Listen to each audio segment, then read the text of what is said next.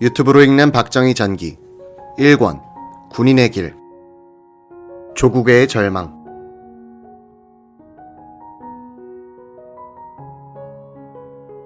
북경의 광복군 제3지대 평진대대 간부 숙소에서 박정희와 8달 동안 같이 생활했던 군의관 엄재환은 그에 대한 기억이 별로 없다고 했다. 워낙 무뚝뚝하고 말이 없는 사람이었기 때문이다. 미국 뉴욕 근방 롱아일랜드에 살고 있는 엄씨는 자신의 결혼식 때 들러리를 선 박정희가 양복을 빌려 입으면서 난생 처음 이런 일을 한다고 어색해했던 기억이 남아있을 뿐이다. 박정희 하면 바로 뒤따라오는 과묵함이라는 단어는 생각이 많음이란 뜻의 다른 표현이다. 말이 적었던 만큼, 아니 말이 적었기 때문에 박정희는 생각을 많이 깊게 하게 됐다.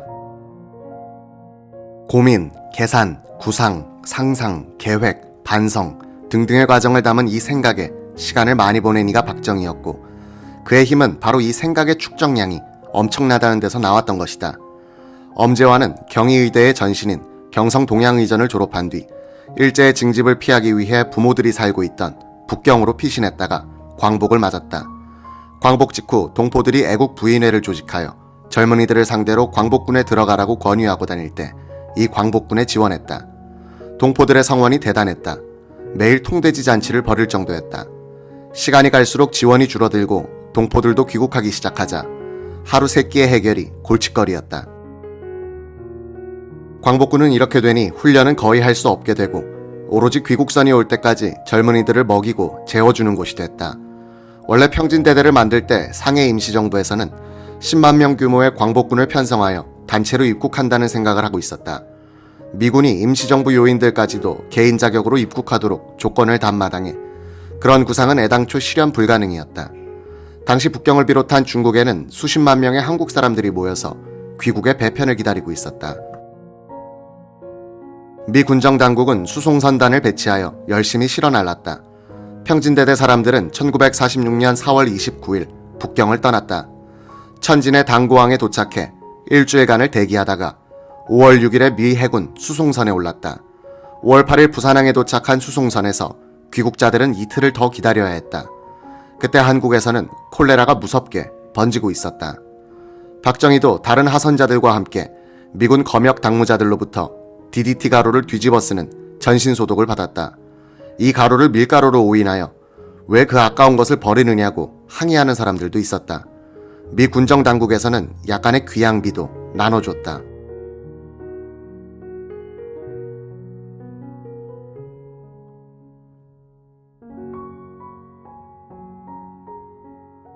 (5월 10일에) 부산항에 상륙한 박정희는 신현준, 이주일 등 다른 귀국자들과 함께 서울로 올라갔다.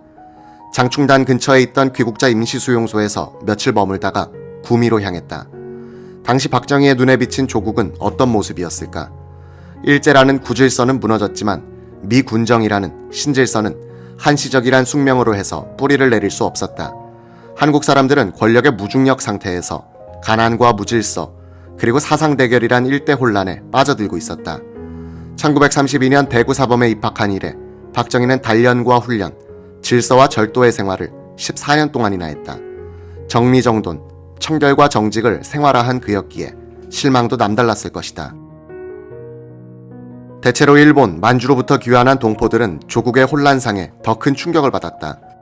박정희의 만주군관 동기생 이한림은 이런 유지의 느낌을 기록했다. 나는 서울의 조잡성과 무질서에 놀랐다. 이것이 내가 그리던 조국의 참모습이었는가. 이렇게 낡은 집들이 서울 한복판에 있다니. 탁 트이고 넉넉한 만주 땅에서 청년 시절을 보낸 나에게 있어서 서울의 모습은 초라하고 왜소하기만 했다. 길거리 벽마다 다닥다닥 붙은 선전물, 2층 이상의 집집마다 너덜너덜하게 걸쳐있는 플래카드, 방향 감각을 잃은 것 같은 서울 시민들의 우울한 표정. 서울역은 더딘 열차를 한없이 기다리는 손님들로 법석이었고 시내 전차는 다니다 말다 하는 시기였다. 신탁 통치 반대를 외치는 시민들과 찬성을 외치는 시민들이 거리를 누비고 그들은 무질서 속에서 하루하루를 살아가고 있었다. 만주 땅 신경의 게시판에서 보았던 이승만 박사의 환국 소식을 접하고 느꼈던 조국의 그리움은 결국 조국의 현실에 부닥치게 되자 꿈이었구나 하는 허탈감에 사로잡혔다. 기자는 1945년 10월에 일본 사이타마현에서 출생했다. 우리 가족은 박정희보다 한 달 먼저인 1946년 4월에 부산항을 통해서 귀국해 고향인 경북 청송으로 돌아왔다. 박정희보다 5살 위인 아버지는 부산항에 내리자마자 야 이거 잘못 왔구나 하는 절망감에 빠져들었다고 생전에 회고한 적이 있다. 귀국자들을 상대로 물건을 파는 소년들이 서로 남의 물건은 엉터리고 내 것만 좋다고 외쳐대는 것을 보고 충격을 받았다. 경부선 기차를 탔더니 의자에 붙은 모든 것들이 뜯겨 없어지고 승객들은 서로 내 자리라고 악의 다툼을 벌이고 있었다. 일본의 전후도 혼란과 무질서였지만 시민윤리가 이토록 땅에 떨어진 적은 없었는데 하는 것이 아버지의 느낌이었다. 아버지의 증언에 따르면 사이타마 현 마을 촌장은 딸을 미군 점령부대장에 애첩으로 보내더라고 한다. 이 미군 장교는 흑인이었다. 이 촌장의 딸은 흑인 장교를 구워 삶아 미군 장병들이 마을 사람들을 상대로 행패를 부리지 못하도록 하는 역할을 맡았다. 마을의 어느 누구도 그 딸을 욕하지 않았고 고맙게 생각하더란 것이다. 아버지는 귀국한 뒤에 다시 일본으로 돌아갈까 하다가 너희들을 생각해서 눌러앉기로 했단다 라고 말하곤 했다. 아마 박정희의 충격도 이한님이나 아버지의 그것과 대차가 없었을 것이다. 형님, 아무리 항산이면 항심이라 하지만 조선 사람은 풀어놓으면 모두가 지 잘났다는 것뿐이고 지멋대로가 아닙니까? 와, 그 외놈들이 잘 카던 조센진도 멘타이카는 말이 있지 않습니까? 나는 그 소리를 들을 때마다 외놈들을 패주고 싶었습니다. 그런데 오늘 이 꼬라지를 보니 그런 흰이 꿀을 들어도 싸다 싶습니다. 누군가 매를 들고 두들겨주기 전에는 이런 무질서는 백년 하청일 깁니다. 형님, 지 말이 틀립니까?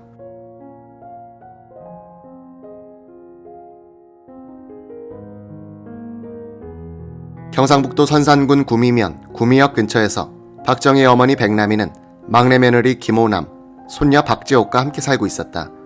바로 옆집에 사는 박정희의 셋째 형 박상희가 마련해준 집이었다. 박정희의 작은 누님 박재희도 남편 한정봉과 함께 옆집에서 살고 있었다. 상모리에는 박정희의 큰형 동희, 무희가 살고 있었다. 이들은 박정희가 북경에서 붙여온 편지로 무사함을 알고 있었다.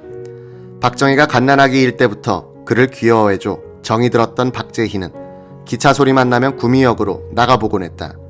1946년 5월 박재희는 마당에서 일을 하고 있었다. 누가 살인문을 툭툭 치는 소리가 들렸다. 고개를 돌려보니 박정희가 씩 웃으면서 들어오고 있었다.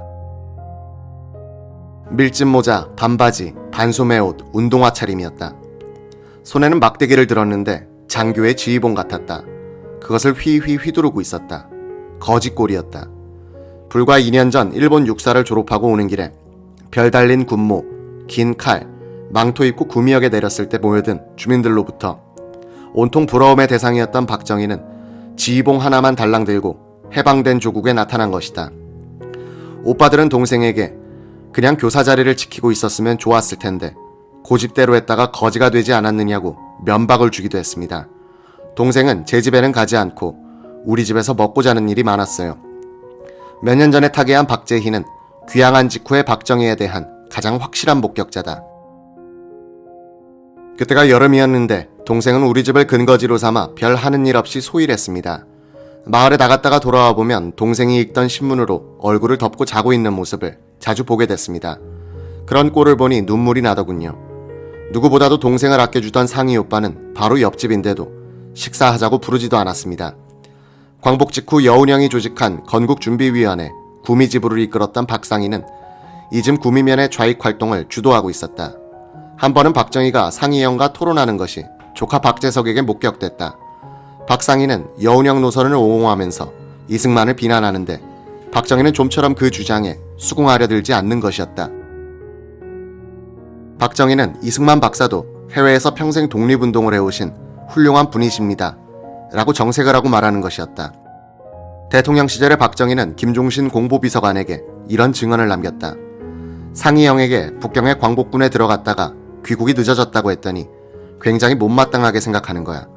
그때서야 비로소 아 형님이 좌익으로 돌았구나 하는 판단이 서게 되더군. 박정희는 광복군에서 공산당 뿌락치들로부터 시달린 경험이 생생해 상희 형의 활동에 선뜻 동조할 마음이 아니었다.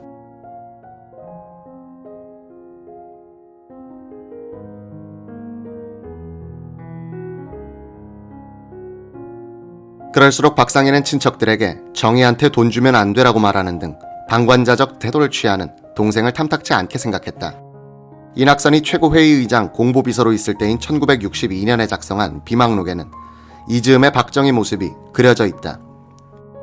형들의 집을 전전하는 고독한 신세였다. 간혹 중마고우를 만나면 주석이 하나의 낙이었다. 신우들로부터 과거지사에 대해서 질문을 받을 때는 그런 것은 알아서 무얼하나 술이나 마시게 할 정도로 극히 말이 적었고 웃는 것을 본 사람도 없다. 청년들이 좌우로 갈려서 정쟁을 일삼아도 그는 마땅찮은 표정을 지으면서 말리지도 가담하지도 않았다. 어떤 친우가 이제 군생활을 잊고 정당생활이 어떻겠느냐고 물었더니 귀찮다고 거절하는 것이었다. 고향에서 허송세월을 하던 중 서울에 다녀왔는데 세상은 썩었어, 더러워 하면서 불평만 했다.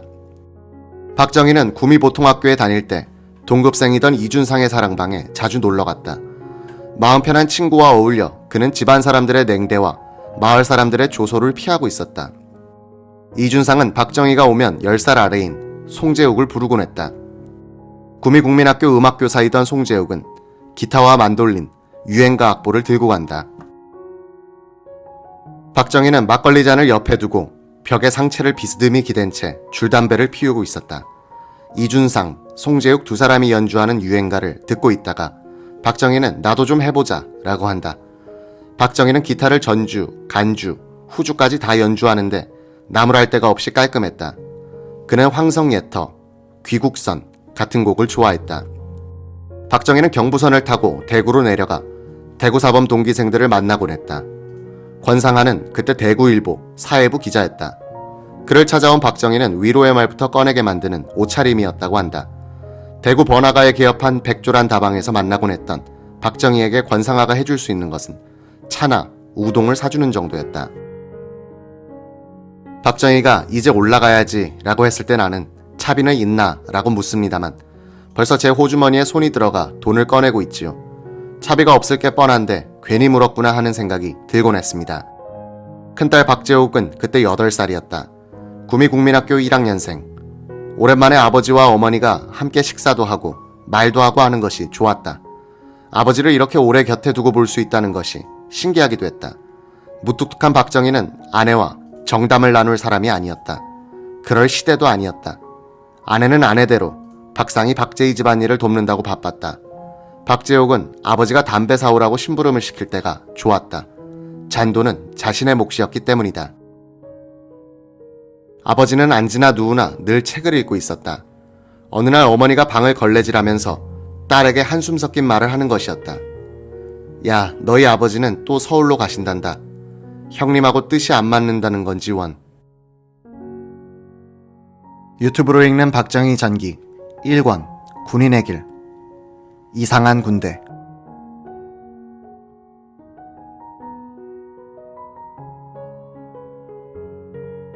만주군관학교와 일본 육사 유학 동기인 이한림은 1946년 2월에 미 군정청이 창설한 국군의 전신 남조선 국방경비대에 들어갔다.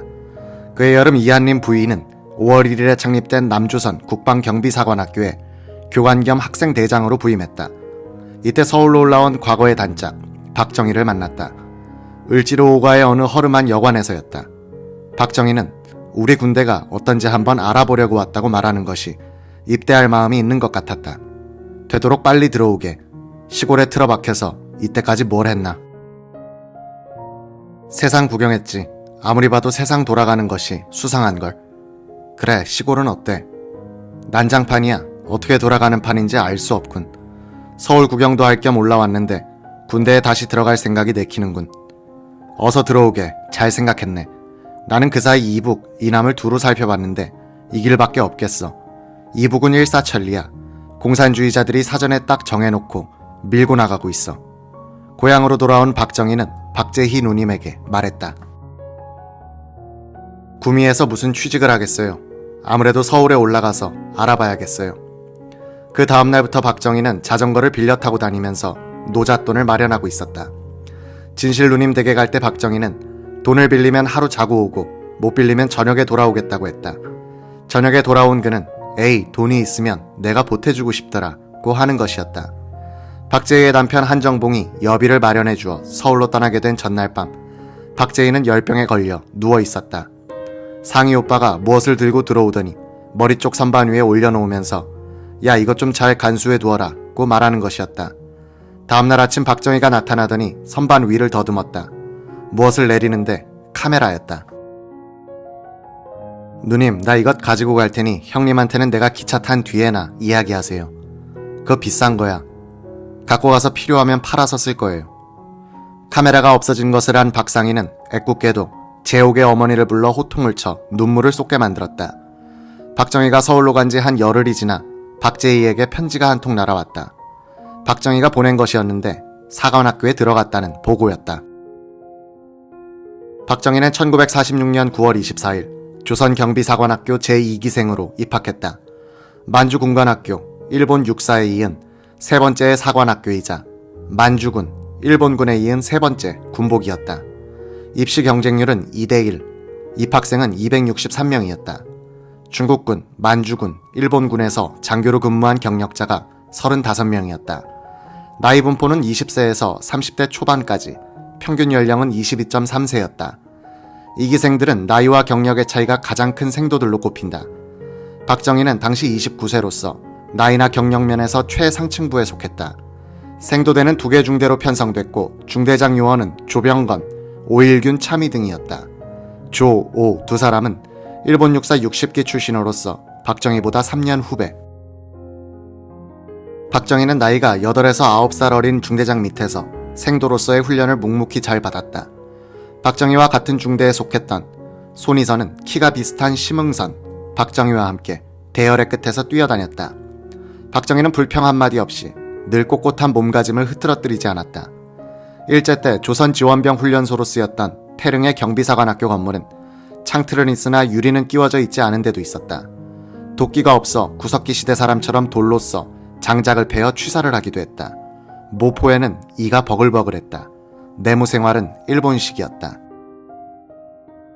토요일마다 빈 병으로 내무반 바닥을 닦아 번쩍번쩍 빛이 나도록 했다.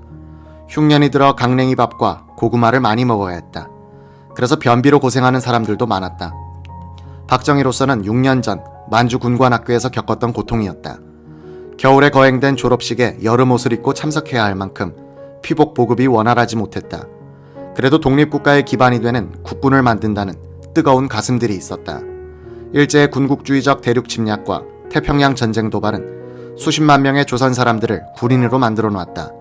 광복이 되었을 때는 실전 경험이 풍부한 아주 큰 병력 자원이 존재하게 됐다.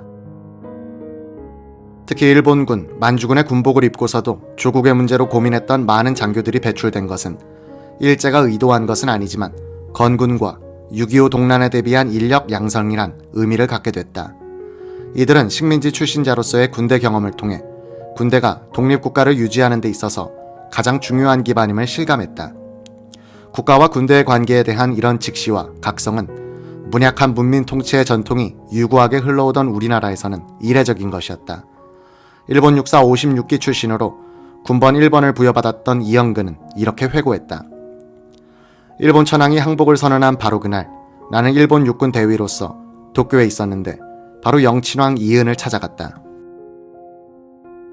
조국이 없는 군인으로서 충성을 바칠 대상을 찾아 헤매던 나는 가끔 그분을 찾았는데 그때마다 일본말을 쓰고 일본식으로 응대해 주어 기분이 별로 좋지 않았다. 그런데 이날은 달랐다.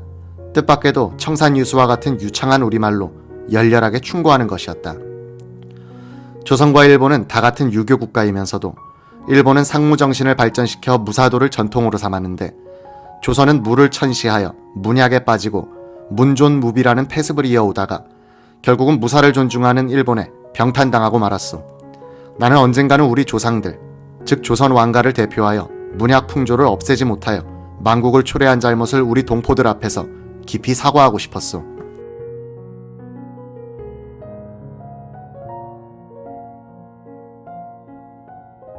영친왕 이은의 열변은 이영근 대위에 대한 당부로 끝났다. 그러니 이 대위는 급히 귀국해서 독립을 수호할 국군 창설에 힘써주길 바라오. 처음부터 무에서 유를 창조할 각오가 단단해야 할 것이오.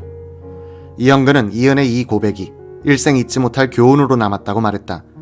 일본 육군 포병대위이던 이영근은 일본에 있던 한국인 장병 1200명을 데리고 1945년 10월 2일에 부산에 상륙했다. 이영근은 일본 육사 선배인 이응진의 권유로 국방경비대에 들어가게 됐다.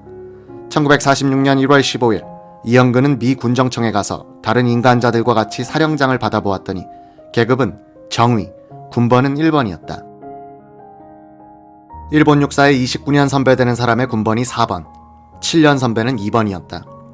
이영근은 이는 동양적인 예절을 무시하는 것이다고 미군 담당자에게 항의했으나 이런 말을 들어야 했다. 규관은 우리가 도대체 할 일이 없어서 한국의 일본군을 재건하기를 기대하는가. 이제는 일본 시대의 서열은 하등 의미가 없어요. 오직 우리 명령에만 복종하시오. 자주 국방을 못해서 망한 우리나라에서 근대식 군대를 만드는 데는 무에서 유를 만드는 고통과 시행착오 그리고 혼란이 따랐다. 1945년 11월 13일 주한미군 사령관 하지 중장이 군정법령 28호를 공포하여 국방사령부를 설치한 것은 미군이 한국군의 산파가 되겠다는 뜻이었다. 미군은 그해 12월 5일 서대문의 감리교 신학교 내에 군사영어학교를 설치했다. 일본군, 만주군의 간부 경력자들을 모집하여 영어를 가르치고 장교를 임관시켰다. 약 200명에 이르는 이 군형 출신자들이 건군을 주도하게 된다. 북한인민군의 창설도 평양 노어학교 창설에서 출발했다. 점령군의 언어를 배우는 것에서 남북한 군대의 창설 작업이 시작됐다. 이것은 군대 제도도 미군과 소련 군식을 추종한다는 것을 의미했다. 1946년 1월 15일 미 군정당국은 남조선 국방경비대를 창설했다. 초대 사령관에는 마셜 육군 중령이 임명됐다. 미군은 같은 날 태릉에 1개 대대 병력으로 제1연대를 발족시켰다. 초대 연대장은 일본군 병기장교 출신인 최병덕이었다. 1월 21일 미 군정청은 모든 사설군사단체에 대한 해산명령을 내렸다. 1월 29일에는 5연대가 부산에서, 2월 10일엔 7연대가 충북에서, 15일에는 4연대가 전남에서, 18일엔 6연대가 대구에서, 26일엔 3연대가 전북 이리에서 창설됐다. 2월 28일에는 2연대가 대전에서, 4월 1일엔 8연대가 춘천에서 창설됐다. 4월 8일에는 국방사령부가 국방부로 개칭됐다. 4월 15일에는 해군의 모체로서 인천의 해안경비대 기지를 설치하게 됐다. 5월 1일에는 국방경비사관학교가 문을 열었다. 초기 장교 입대자들의 성분에는 뚜렷한 특색이 있었다. 광복군, 중국군 출신들도 있었지만 주류는 만주군, 일본군 출신이었다. 광복 직후 김일성 집단의 압제를 피해서 내려온 이북 출신들도 군에 많이 들어왔다. 이로써 군대의 헤게모니를 반공의식이 강한 북한 출신자들이 잡게 된 것이다. 한편 창군의 실문을 맡은 미군 측은 사상의 자유라는 원칙을 적용하여 입대자의 전력을 문제 삼지 않았다. 좌익 사상을 가진 사람들의 군 입대를 제어할 수 없었다. 당시 남한에서는 월남한 북한 청년들이 조직한 서북청년회가 반공투쟁 과정에서 일부 사람들로부터 원망을 살 만한 일을 덜어 하고 있었다. 이들의 반감을 품은 젊은이들과 친일 경찰 출신의 바로를 증오하는 청년들이 많이 입대했다.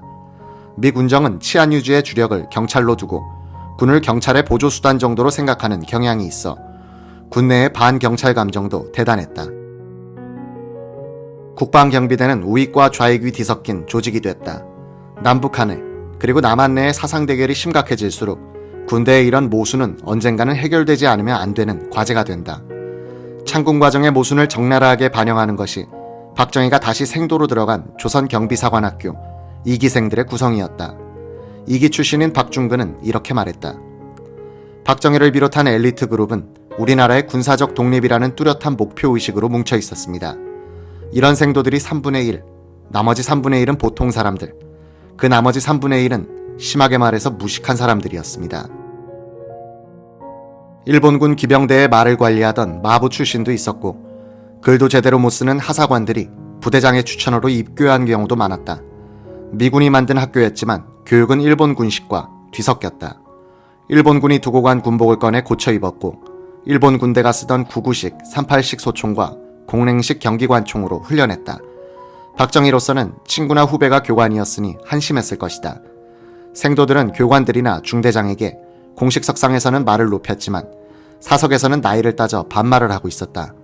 가장 많은 시간이 제식 훈련에 투입됐다. 일본 군식의 우양 앞으로 가와 미군식이 달랐으니 미군식으로 바꾸는 훈련을 받아야 했다. 일정하에서 엘리트 장교였던 박정희로서는 이런 미국화 교육에 적지 않은 불만이 있었을 것이다. 그때까지 박정희는 미국과 유감을 가질 이유가 별로 없는 생애를 보냈다. 나중에 그가 갖게 되는 미국에 대한 거부감의 최초의 씨앗은 이 육사 교정에서 뿌려졌다. 박정희가 존경하던 원용덕 교장은 원만한 성격의 소유자인데 미 고문관과의 불화로 8연대장으로 전출됐다.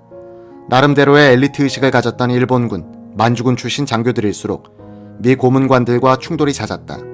하나 흥미로운 것은 만주군 출신 생도들이 혼란스러운 창군 과정에 잘 적응했다는 점이다. 대체로 원칙주의자들인 일본군 장교 출신 생도들은 상황이 정상일 때는 능력을 발휘하지만 비정상일 때는 어리둥절해지는 반면 만주라는 혼란 상황에 익숙했던 만주군 출신들은 오히려 요령과 임기응변을 잘 부리고 미군들과도 잘 사귀었다. 이것은 만주군 출신이 초창기 한국군의 헤게모니를 잡게 되는 한 원인이 된다. 박정희는 일본군 출신의 원칙주의와 만주군 출신의 유연성을 다 갖고 있었다. 박정희가 입교한 지 열흘 뒤 그의 운명을 바꿔놓는 한 사건이 대구를 중심으로 폭풍처럼 일어난다. 유튜브로 읽는 박정희 전기 1권 군인의 길 형 박상희의 죽음.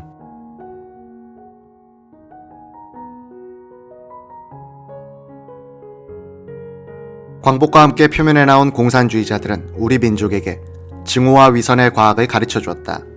그들은 계급 해방이란 명분 아래 부모, 사제, 상하 간의 인간관계를 파괴하는 것이 더 큰 휴머니즘이요 역사의 발전이라고 가르쳤다. 인륜을 파괴하는 행동에 죄책감이 아니라 사명감을 부여한 이 악마의 논리는 지금까지 계속되는 동족 상장과 내분의 씨앗이 됐다. 계급적 이익을 민족애와 국익보다도 더 중시하는 공산주의자는 본질적으로 소련의 국제 공산주의 전략의 민족과 국가를 파는 사대주의자였다. 김계철은 대구 사범학생으로 10월 폭동에 가담했다가 월북해 공산주의의 실상에 절망한 뒤 중국으로 탈출했다. 1994년에 44년 만에 귀향했다. 그는 대구 사범 선배 박정희 형제의 운명을 바꿔놓은 사건의 내막을 소년의 눈으로 지켜본 사람이다. 김계철은 광복이 되자 좌익 학생들이 대구 사범 김용화 교장을 연단으로 끌고 나와 여러 학생들이 보는 데서 민족 반역자라고 몰아세우는 것을 봤다. 학생들은 특별하게 친일 행동을 한 적도 없는 김 교장의 머리를 신발짝을 벗어 때리는데 교사들은 물끄러미 구경만 하고 있었다. 1946년 9월 하순 한 좌익 선배가 김계철에게 쪽지를 봉투에 넣어주면서 대구의 학생 대표에게 갖다 주라고 했다. 김군은 봉투를 들고 가다가 쪽지를 펴보았다. 시체 내구를 준비하라로 시작되는 메모였다. 쪽지를 전달받은 학생 대표는 읽어보더니 옆에 있는 학생에게 되는가 하고 물었다. 그 학생이 김군을 데리고 해부실로 가더니 약물에 담겨있는 시체와 붕대에 감겨있는 송장들을 보여주면서 본대로 전하라고 하는 것이었다. 10월 1일 대구에서 좌익 노동자들이 쌀 배급 1급제 반대, 박헌영 선생 체포령을 취소하라는 구호를 내걸고 폭력 시위를 벌였다. 경찰의 자위적인 발사로 시위대원 한 사람이 맞았다. 다음날 흰 가운을 입은 대구의대 학생들이 들것에 들고 나와 시위를 선동하는 데 써먹은 시체는 전날 경찰의 총격을 받은 사람이 아니었다. 이것은 김계철 소년이 보았던 해부실 시체였음이 확실하다. 이날 대구경찰서는 폭도화한 시위군 중에 항복하고 경찰관들은 달아났다. 무기를 탈취하고 수감자들을 풀어준 좌익 극렬 세력은 동족을 상대로 한 사륙의 재전을 벌인다. 표적은 경찰과 지주들이었지만 무고한 사람들이 더 많이 죽었다. 사륙의 방법도 그 뒤에 동족 상잔의 과정에서 되풀이되는 전형적인 공산당식이었다. 가족들이 보는 앞에서 때로는 그 가족까지 때려 죽이고 찔러 죽이고 찢어 죽이고 찍어 죽였다. 공산당이 가학 추미적 학살을 즐긴 것은 이른바 반동 학살을 위대한 혁명적 행위로 합리화했기 때문에 양심을 마취할 수 있었기 때문이다. 좌익이 선동한 폭동에는 깡패와 양아치 그리고 부안해동한 민중이 대거 참여하여 절제되지 않는 사륙에 돌을 더했다. 좌익 의대생과 의사들이 인명살상에 중요한 역할을 했다. 경북 도립의원에 실려온 부상 경찰관들은 화단 주변에서 폭도들에 의하여 맞아 죽었다. 그중 몇 사람은 고통으로 몸부림치고 죽음 직전에 경련을 일으켰다. 이를 보고 청년들은 저놈들 아직 덜 죽었다고 확인 타살을 했다. 어떤 부상한 경찰관이 살려달라고 병원의 계단을 올라가는데 폭도들이 그 사람을 끄집어내리려고 했다. 그 경관은 계단에 모서리를 쥐고 안 내려오려고 하는데 위에서 그 병원 의사가 떠밀었다. 아래로 굴러떨어진 경관의 머리를 폭도들이 돌을 번쩍 들어 내리쳤다. 머리는 박살이 나고 흰 것이 튀어나왔다. 10월 2일 오후 미군은 대구 일원에 계엄령을 선포하고 사태를 장악했다. 좌익 폭도들은 그러나 대구 군교로 진출하여 살상의 피바람은 경북으로 번져가기 시작한다. 박정희 일가가 한때 살았던 칠곡군 양목면에서는 이런 일이 일어났다. 폭도들은 양목지서를 먼저 습격해 주재 중인 새 경관을 기둥에 결박한 다음 낫과 도끼로 전신을 참살했다. 또 외관 경찰서를 습격해 서장 사택을 파괴하고 서장, 수사과정 외 4명의 경찰관을 도끼로 참살했다. 특히 장 서장은 두부로부터 밑으로 절반을 째 죽였다. 박정희의 셋째형 박상희가 주동한 구미폭동은 위에 묘사된 사륙극과는 다소 다른 모습을 보였다.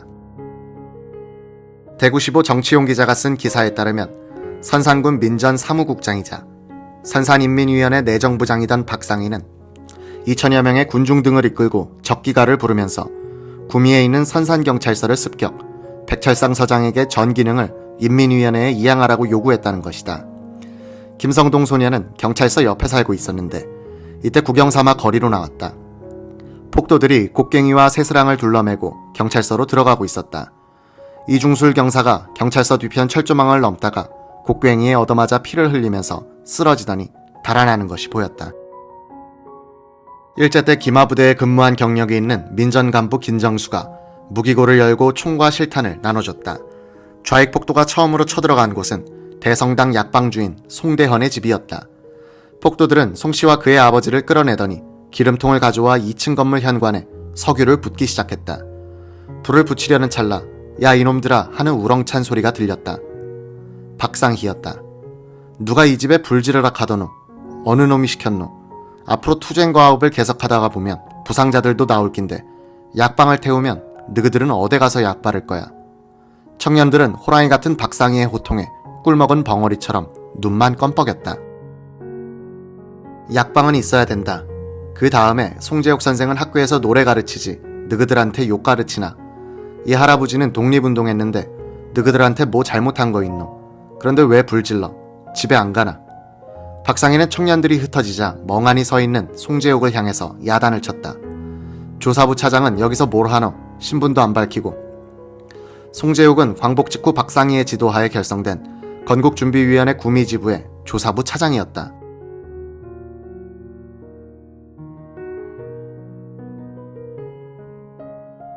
박정희의 셋째형 박상희는 일제 때 조선 동아일보의 구미지국장 겸 주재기자로 일했고 신관의 간부로서 한일투쟁에 앞장섰었기 때문에 그의 권위는 대단했다. 송재욱의 증언에 따르면 박상희는 구미에 있던 선산경찰서 유치장에서 광복을 맞았다고 한다. 예비 검속대에 있었던 것이다. 8월 16일에 박상희는 마을 청년들을 이끌고 일본인이 경영하던 통운회사 건물을 인수해 건국준비위원회 구미지부 간판을 내걸었다. 박상희는 구미국민학교에 주둔하고 있던 일본 군인들의 무장해제도 지휘했다고 전한다. 박상희의 활약 덕분에 적어도 구미에서는 이승만보다는 여운형의 존재가 더 알려져 있었다. 송재욱에 따르면 구미국민학교 교사 20여 명 가운데 3분의 2가 좌익화되었다고 한다. 이들은 10월 폭동 때도 앞장서고 대부분 6.25 동란 중 월북하고 만다. 송재욱은 몇 안 되는 우익교사 중 한 사람이었는데 좌익들의 아지트로 끌려가 더러 매를 맞았다. 박상희는 신탁통치 반대 시위도 지도했는데 좌익들이 찬탁으로 돌아버리자 그는 침묵을 선택했다. 육척장신의 힘은 장사이고 인간적인 포용력이 컸던 박상희가 구미폭동을 지휘한 덕분에 이곳에서는 유혈 사태가 빚어지지 않았다는 것이 구미 사람들의 한결같은 견해이다. 박상희가 구미폭동을 기획했는지 아니면 사건이 터진 뒤에 수습하는 과정에서 자연스럽게 지도자가 되었는지는 확실하지 않다. 구미에서의 폭동도 면사무소에서 오늘 쌀을 나누어 준다더라는 소문이 발단이었다. 구미 면사무소로 몰려간 사람들이 쌀을 달라고 요구하자 직원들은 어리둥절했다. 흥분한 주민들 사이로 파고든 좌익분자들이 선동해 쌀 창고를 탈취하게 되고 이때 박상희가 등장한다. 그는 군중들을 지휘해 선산경찰서와 면사무소를 점령한다. 구미 좌익 정권을 세운 것이다. 폭도들이 선산경찰서를 접수한 뒤 맨 처음 시작한 일은 우익 유지들을 잡아들이는 것이었다. 구미 면장을 비롯해 의용소방대장, 이승만계 독립족성회 간부들이 붙들려왔다. 이들은 박상희의 마작 친구들이기도 했다.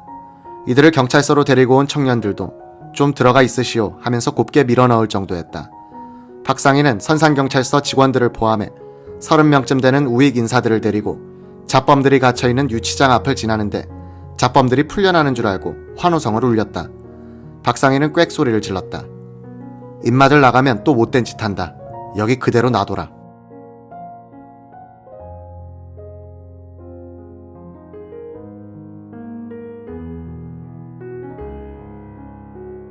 박상희는 경찰관들과 우익 인사들을 경찰서 본관 뒤편에 있던 자동차 부품 수리 창고에 가뒀다. 송재욱은 자신의 부친과 조부가 갇히는 것을 지켜봐야 했다. 박상희는 폭도들을 향해서 말했다. 이놈의 자식들, 네 편 내 편이 어딨노? 다 같은 조선놈들이.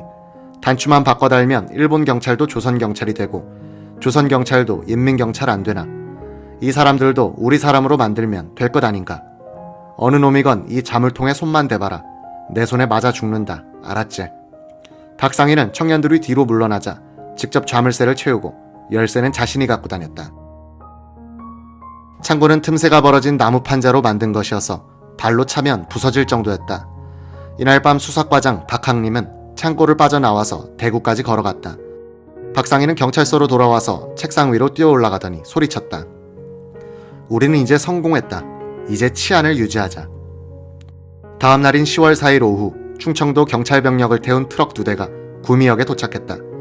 박상희의 부하인 김정수는 청년들을 데리고 가서 공포를 쏘아대기 시작했다. 경찰은 대구 쪽으로 떠났다. 이날 밤 구미, 선산 곳곳에는 횃불이 올랐다. 폭도들은 335 짝을 지어 마을들을 오가곤 했다. 그러나 대구와 외관이 미군과 진압경찰의 개입에 의해서 질서가 회복되었다는 소식이 전해지면서 박상희의 기가 꺾이기 시작했다. 그는 창고에 감금했던 경찰관들을 풀어주고는 사물을 보도록 했다. 10월 5일 새벽 대구에 파견되었던 충청도 경찰병력이 군용 트럭을 타고 구미로 쳐들어오기 시작했다. 이들은 대구, 영천, 외관을 거쳐오면서 경찰관들이 무참하게 학살된 것을 목격해 흥분 상태였다. 경찰은 총을 난사하면서 구미를 진입했다. 거리로 나왔던 민간인 수명이 사살됐다. 총소리가 나자 경찰서를 지키던 폭도들은 달아났다. 허술한 창고에 갇혀있던 사람들은 총소리에 용기를 얻어 문을 박차고 바깥으로 뛰쳐나왔다. 사람들은 서장실로 뛰어들어갔다. 하루 전에 석방되었던 백철상 서장 옆에 박상희가 멍하니 앉아 있었다. 상희, 자네는 도망가지 말게. 우리 생명을 구해준 사람이니까. 우리가 보증을 서겠네. 유지들은 그렇게 말했다고 한다. 총소리는 점점 가까이 다가오고 있었다. 이윽고 경찰서로 진입하는 소리가 들렸다. 박상희는 갑자기 창문을 밀어 올리더니 몸을 날려 뛰어나가는 것이었다. 1층에 있던 서장실 바깥은 높이 3m쯤의 축대였고 그 아래는 누런 벼가 고개를 숙이고 있는 논. 박상희는 논바닥으로 떨어져 엉금엉금 기고 있었다. 그보다 먼저 뛰어내린 사람들도 함께였다. 유지들은 그를 향해서 소리치고 있었다. 돌아온나 뭐하러 도망가노. 우리가 다 말해줄 거라 해. 그 순간 서장실로 밀려든 경찰관들이 박상희를 향해서 집중사격을 했다. 그는 누런 벼 위로 쓰러졌다. 이걸 보고 있던 우익 인사들이 모포를 들고 뛰어나갔다. 박상희의 가슴과 배에서 피가 솟아나고 있었다. 그의 오른손을 만졌다는 김성동은 숨은 붙어 있었는데 온기가 느껴지지 않았다고 기억한다. 선산경찰서 경찰관들이 박상희의 여동생 박재희의 집으로 뛰어가 알렸다. 박재희는 열병을 앓고 있었다. 그녀의 남편 한정봉이 따라 나가더니 이불에 둘둘 말린 박상희를 업고 들어왔다. 유튜브로 읽는 박정희 전기 1권 군인의 길. 경무대를 포격한다면.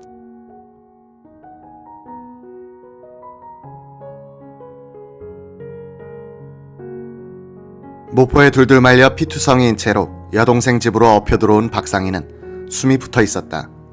여동생 박재희는 당시 오빠가 가슴과 옆구리에 3발을 맞았던 것으로 기억했다. 제가 녹두물을 따려서 떠먹이는데 한 모금 마시고는 곧 숨이 넘어갔습니다. 몇 년 전 작고한 박재희 할머니는 오빠 가족은 피신해서 임종을 못했다고 증언했다. 박상희의 아내 조기분이 유복자 박준홍에게 들려준 이야기는 다르다. 임종을 했고 남편이 숨을 거두면서 내가 왜 죽어 내 뒤는 있을 것이다 라는 마지막 말을 남겼다는 것이다. 조기부는 딸 넷을 낳은 뒤 박준홍을 임신하고 있었다. 친척들 사이에서 대통령감으로 일컬어졌던 박상희가 죽을 때 나이는 42세였다. 구미국민학교 교사로서 구미폭동 때 줄곧 박상희를 따라다녔던 송재욱의 증언에 따르면 구미에서는 좌익폭도들에 의한 인명피해는 한 사람도 없었다. 충북경찰이 마을로 진입하면서 박상희와 함께 달아나던 김광왕 군농조 위원장, 장달수 민청 간부가 사살되고 6명에서 7명의 비무장한 주민들도 사망했다. 경찰에 의한 공개 총살은 없었다. 구미를 장악한 경찰은 그날부터 폭도를 붙잡아들여 분류하는 일에 착수했다. 송재욱은 아버지와 할아버지가 폭도들에 의하여 구금됐던 덕분에 양민으로 분류됐다. 양민이로란 완장을 차고서 그는 경찰서 연병장에 붙들려와 있는 수백 명 가운데서 양민을 골라내는 임무를 부여받았다. 양손을 깍지친 채 머리 위에 올리고 엎드려 있는 사람들 사이를 다니면 애절한 눈짓을 보내는 것이었다. 그가 일어나 하면 그 사람은 당일로 석방이었다. 송재욱은 될 수 있는 대로 많은 사람들을 구해내려고 종일 왔다 갔다 했다. 5일장으로 치러진 박상희의 장례식은 그의 생전 위상에 비교하면 쓸쓸한 편이었다. 공직에 있는 사람들은 한밤중에 몰래 문상을 다녀가곤 했다. 구미 사람들은 지금까지도 박상희의 원만한 인격으로 해서 희생자가 적었다고 말하고 있다. 박상희의 큰딸 영옥은 구미 국민학교 교사로 있었는데 아버지의 사망 후 해직을 시키라는 압력이 내려왔으나 배영도 교장이 이웃한 고아 국민학교로 전출시키는 것으로 수습했다고 한다. 조선 경비사관학교에서 교육을 받고 있던 박정희가 형의 죽음을 어떻게 들었는지는 확실치 않다. 장례식에 참석하지는 못했고 그 며칠 뒤 조용히 왔다가 조용히 올라갔다고 한다. 박정희는 대통령이 된 뒤 가족들에게 내가 그때 형의 죽음에 대하여 알아보러 다녔다고 해서 나중에 김창룡으로부터 추궁을 당한 적이 있다고 말했다. 그는 또 박준홍에게 형님은 공산주의자가 아니었다. 사람이 좋고 여러 사람들이 따르다가 보니까 그 사건에 휩쓸려든 것이다 고 말하더란 것이다. 박정희가 마음속으로 어렵고 고맙게 생각하면서 존경했던 박상희의 비극적 죽음은 그에게 큰 충격을 줬다. 그때까지 박정희는 사상 문제에 있어서는 방관자의 입장을 견지하고 있었다. 여운형의 중도좌파 노선에 대해서 좋은 평가를 하면서도 공산당식 행태에 대해서는 강한 거부감을 가지고 있었다. 형의 죽음은 그러한 박정희를 왼쪽으로 확 밀어버리는 역할을 했다. 박정희는 형의 죽음을 가져온 우익경찰과 그 배후인 미군에 대한 증오심을 품게 됐다. 박정희는 장교가 된 뒤에는 미군들과 부딪히면서 그런 증오심을 직설적으로 표현하게 된다. 그에게는 미군이 일제를 대체한 또 다른 외세에 지나지 않았다. 심정적으로 왼쪽으로 기운 그를 공산당 조직으로 엮어버린 것은 박상희의 친구들과 만주군 출신 좌익 인맥이었다. 박정희의 달라진 모습에 대한 1차적인 증언자는 만주군관학교와 일본 육사의 동기생 이한림이다. 박정희가 생도일 때 이한림 부인은 사관학교의 행정부장이었다. 만주군관 동기생 이병주 부인은 1연대 중대장이었는데 1연대는 경비사관학교 내 주둔했다. 만주군관 동기생 세 사람은 자연히 자주 어울려 다녔다. 이병주는 이한림을 따라서 명동성당에 미사를 보러 나가곤 했다. 어느 날 이병주가 이한림에게 육사의 숲속을 같이 산책하자고 했다. 함께 걸으면서 이병주는 무신론과 공산주의를 찬양하는 방향으로 대화를 유도해갔다. 그동안 성당에 따라다닌 것은 이한림, 너의 진실을 알기 위해서였다면서 죽은 예수에 대한 제사인 미사가 무슨 의미가 있겠나 라고 말하는 것이었다. 이한림은 우정을 생각하여 듣기만 했다. 박정희가 생도로 들어온 뒤에는 삼자대화에서 이병주와 박정희가 합세하여 이한림을 설득하는 형국이 됐다. 이병주가 말하는 요지는 남한은 부패하고 혼란해 민족 통일을 이룰 수 없고 북한에 오히려 희망이 있다는 것이었다. 10월 어느 날 명동 입구에 있던 제1호텔 다방에서 박정희는 먼저 와 두 사람을 기다리고 있었다. 이한림이 먼저 왔다. 박정희는 이한림이 앉자마자 정치와 사상 문제를 꺼내는 것이었다. 이한림이 시큰둥하게 앉아 있으니 박정희는 이병주 칭찬으로 말머리를 돌렸다. 병주는 지난날 오화에 아몽이 아니야. 이한림은 박정희와 이병주가 작당해 자신을 사상적으로 세뇌시키려 한다고 판단했다. 이 부인은 한마디를 던지고 일어났다. 너희가 사상적으로 서로 대립하는 대화로서 나를 세뇌시키려고 한다면 앞으로 안 만나겠다. 이런 일이 있고 나서도 박정희는 이한림과 자주 만났다. 하루는 두 사람이 남산으로 산책을 가서 중앙청이 내려다 보이는 곳에 이르자 불쑥 입을 열었다. 한림이 이곳에 포를 설치하고 저 경무대 쪽을 포격하면 나폴레옹이 소유진압 사령관으로서 파리를 제압했던 것과 같이 경무대 장악은 문제없겠지. 정희야, 그런 농담하지 마. 너는 농담이 지나칠 때가 있어. 이한림은 박정희의 농담 같은 진담을 막았다.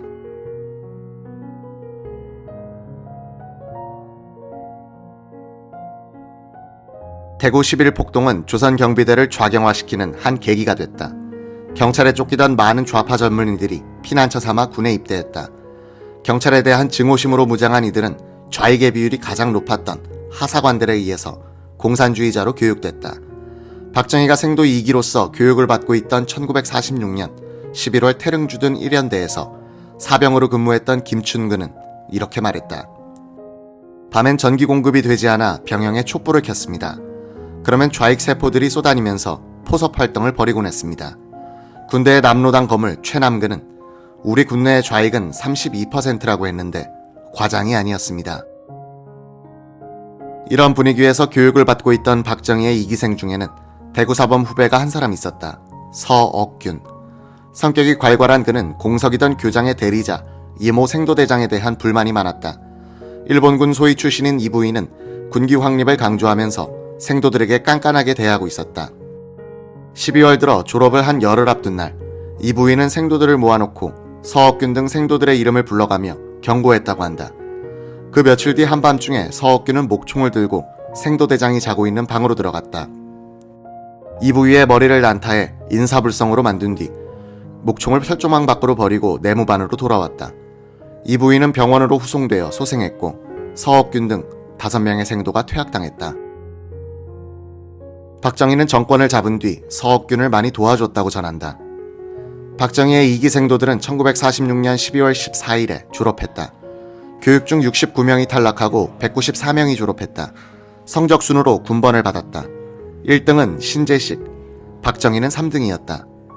같은 조건에서 경쟁하는 박정희의 육사 성적은 1등 아니면 3등. 이는 박정희의 지능지수가 매우 높다는 것을 암시한다. 박정희 소위는 춘천에 본부가 있던 파련대에 배속됐다. 파련대는 1947년 2월 미군이 38선 경비 업무를 일부 이관하자 5곳에 경비초소를 설치하게 됐다. 경비중대장은 경비사관학교 1기 김점곤 부이였다. 원용덕 연대장이 장교들을 소집하여 경비초소의 위치와 소대장의 배치 장소를 의논하는데 미군 고문관 브라운이 소대장의 서열에 따라 배치하면 되지 않느냐고 말했다. 박정희가 면전에서 버럭 신경질을 냈다. 미국놈이 왜 간섭을 하나? 브라운은 미국놈이란 욕을 알고 있었다. 원용덕 연대장이 미국놈은 애칭이지 욕이 아니다고 변명해도 통하지 않았다. 내가 타이피스트한테 들어서 아는데 미국놈은 욕이다. 브라운은 박소위의 징계를 요구했으나 원만한 원용덕이 적당히 달랬다. 원용덕이 한 번은 장교들에게 장교들도 이제는 영어를 배워야 한다고 훈시했다. 박정희 소위가 정색을 하고 이것이 미국 군대입니까? 한국 군대입니까? 라고 대들었다. 제4경비 초소장 박정희 소위는 송청 지역의 38선 경비를 맡았다. 주요 임무는 38선을 넘어오는 북한 사람들을 조사하는 일이었다. 그때는 38선에 철책이 쳐있지도 않았고 병력이 깔려있지도 않아 남북 간 왕래가 꽤 이루어지고 있었다. 술과 줄담배가 취미인 박정희는 지휘소가 있는 폐광촌에서 막걸리를 직접 제조해 마시고 있었다. 막걸리를 병에 넣어 책상 옆에 두고 물 마시듯 했다. 한 번은 김정곤 중대장이 청주 한 병을 사가지고 왔다가 박정희의 이런 모습에 놀라 물었다. 아니 술 담글 줄 압니까? 제가 문경에서 선생질할 때 하숙을 했는데 하숙집 여주인이 주막을 하던 사람이었습니다. 그 여주인으로부터 막걸리 담그는 법을 배웠죠. 파련대 소대장 박정희가 38선을 지키고 있던 1947년 4월 5일 강릉에 있던 같은 연대 제3대대에서 고급 하사관 수십 명이 작당해 송효찬 대대장을 습격했다. 송대위는 달아났다. 하사관들은 장교들을 두들겨 팬 뒤 감금하고는 병기고를 열어 무장했다. 송대위가 지나치게 훈련을 엄격하게 시키고 외출을 금지시킨 데 대한 불만을 이용해 강릉 지역의 남로당 세포가 하사관들을 선동하여 일어난 준반란이었다. 미군이 출동해 겨우 진압할 수 있었다. 주모자 30여 명은 월북했다. 이런 류의 항명 사건은 부대마다 빈발했다. 근대식 군대를 가져보지 못한 우리나라 청년들은 군대 규율을 잘 이해하지 못하고 감정적으로 불만을 풀려고 했다. 하사관과 장교들의 부하 통솔 수준도 문제였고 여기에다 좌익의 선동이 끼어들었다. 당시의 군대는 노사분규 현장 같은 느낌을 줄 때도 있었다. 8연대의 38선 경비 업무는 1947년 5월에 끝났다. 박정희 소위는 춘천의 연대본부로 돌아와서 작전참모대리로 임명됐다. 이즈음 박정희는 남로당 간부인 이재복과 접촉하고 있었다. 김점고는 박정희가 친척이라고 속여 이재복을 자연스럽게 술자리에 초대한 뒤 원용덕 연대장과 나에게 소개한 적이 있었다고 했다. 김정고는 뒤에 생각하니 이재복이 우리를 포섭하러 왔던 것 같았다고 덧붙였다. 이재복은 좌익이 결성한 경북도 인민위원회에서 선전부장 황태성과 함께 보안부장을 지냈다. 대구 폭동 후에는 도피 중이었다. 그는 동년배인 박상희와도 친분이 있었다. 평양 신학교를 나온 뒤 목사로도 일했다는 이재복은 군대 내의 남로당 조직을 관리하는 군사부책이었다. 여러 가지 가명을 쓰고 있던 그는 박상희가 경찰한테 죽은 뒤 박정희에게 접근한 것으로 보인다. 춘천에서 박정희 소위는 봉급을 받으면 박상희 유족에게 거의 전액을 송금했다고 한다. 보기가 딱하여 김정곤 중위는 자주 술을 사주곤 했다. 박정희가 구미에 내려가 보니 이재복이 박상희의 유족을 도와주고 있었다는 것이다. 박상희의 유족은 이재복의 지원서를 부인하고 있다.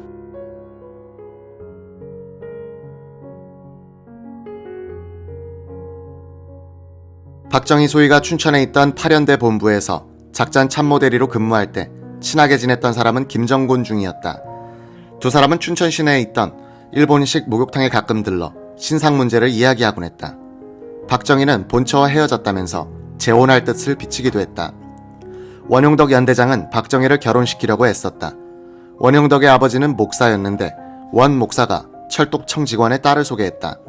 원용덕, 김점곤, 박정희가 함께 용산에 있던 철도청 관사에 가서 그 딸과 선을 보았는데 박정희가 퇴짜를 놨다.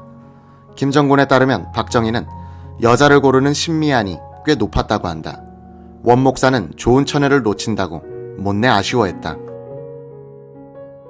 하도 그러니까 원용덕은 그렇게 아까우시면 아버님께서 장가 드시지요 라고 우스개를 했다. 원용덕은 나중에 박정희의 큰딸 제옥과 한병기의 결혼식에서 주례를 보게 된다. 박정희 소위가 작전참모 대리로서 한 일 가운데 기록으로 남아있는 것은 조선경비대 창설 이후 처음으로 실시한 야외 기동훈련이다. 7월에 박정희는 일주일간 연대 장교단에 대한 특별 교육을 실시했다. 교관이 되어 혼자서 교환을 만들고 소대 전투훈련, 분대 전투훈련, 진중근무, 수류탄 투척 훈련을 시켰다. 그때는 장교들의 다수가 일제시대의 학병, 하사관 출신들이어서 사병들에 대한 교육을 할 수준이 되지 못했다. 만주군 8단에서 작전장교 역할로 실전 경험이 있는 박정희의 능력을 원용덕이 높게 샀던 것이다.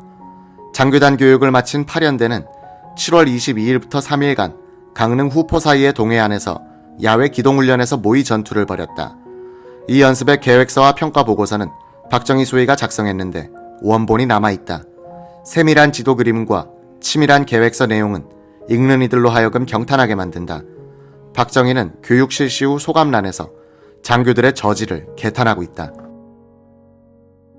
군대 지휘관으로서 치열한 책임감이 결핍함, 매사의 진취, 적극성이 부족함, 울진방면 연습에 있어서 병사는 한 명도 나고자가 없었음에도 장교가 먼저 나고하였다는 것은 병사에 대한 장교의 권위의 실추임에 더함이 없으리라.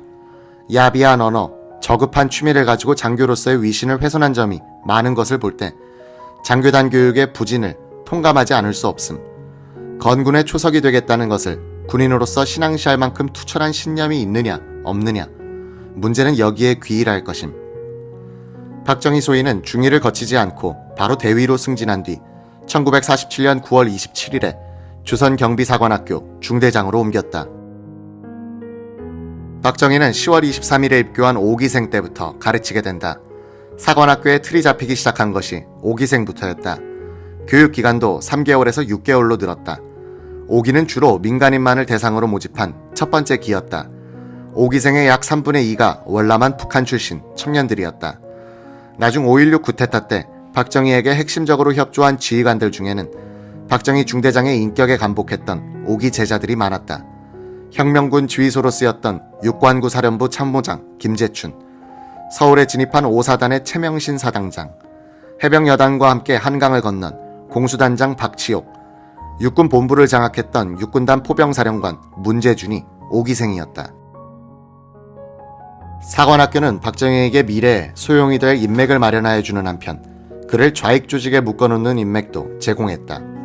박정희가 5기생을 맡았을 때 사관학교 교장은 김백일 중령, 생도대장은 최창언 소령, 행정처장은 장도영 중령이었다.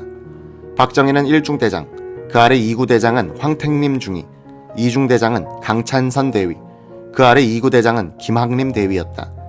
박정희를 포함한 이 네 장교는 모두 남로당에 포섭돼 있었다. 이들은 1년 뒤 숙군수사 때 체포되고 박정희만 살아난다. 남로당은 군대 내부에 공산당 세포를 심는 가장 효율적인 방법이 생도들을 가르치는 사관학교 장교들을 포섭하는 것이라고 판단했다. 김종필은 1986년 월간조선과의 인터뷰에서 강창선이 군대 내의 좌익 두목이었는데 박 대통령을 포섭하려고 자꾸 끌고 다니면서 술을 같이 마시고 해서 술 좋아하는 분이 술 얻어먹다가 의심을 받게 된 걸로 압니다. 라고 했으나 사실은 그렇게 간단하지 않다. 강창선은 박정희의 만주군관학교 동기생으로서 그때도 유일하게 창씨개명을 거부하고 버틴 사람이었다. 순박하기 이를 데 없는 사람이었다고 전한다. 이 강창선은 두목이 아니었고 군부 내의 두목급이라면 단연 최남근이었다. 그는 신경에 있던 만주군관학교의 전신인 봉천 육군훈련처 출신으로 광복대는 간도특설대의 신병교육대 부대장이었다. 그는 박정희와 함께 박성환이 조직한 여운형 계열의 만주군 내 비밀 항일 조직에 들어있었다. 박정희의 좌익 인맥은 만주군 시절로 그 뿌리가 올라간다. 몸과 마음이 통이 큰 최남근은 광복 뒤 일찍 군사영어학교에 들어간 덕분에 박정희가 육사 중대장일 때는 대구에 주둔한 6연대장이었다. 박정희는 이때 남로당 군사부책 이재복, 최남근과 자주 접촉하고 있었고 많은 목격자를 남겼다. 박정희는 강창선 정도가 아니라 처음부터 남로당 대군 공작부서의 지휘부와 연결돼 있었다. 박정희는 사관학교로 부임해 온 뒤 잠시 서소문의 한 여관에 묵고 있었다. 이때 경비사관학교 동기 한웅진 중위가 6년대 헌병대장으로 있으면서 법무관 교육을 받기 위해서 서울로 와서 박정희와 함께 한 달쯤 머물렀다. 6연대장 최남근은 매주 한 번꼴로 박정희를 찾아와서 데리고 나가는 것이었다. 어느 날 최남근이 한중이도 같이 나가지 라고 했다. 박정희가 얼른 저 친구는 공부하도록 내버려두고 우리끼리 갑시다 라고 말렸다.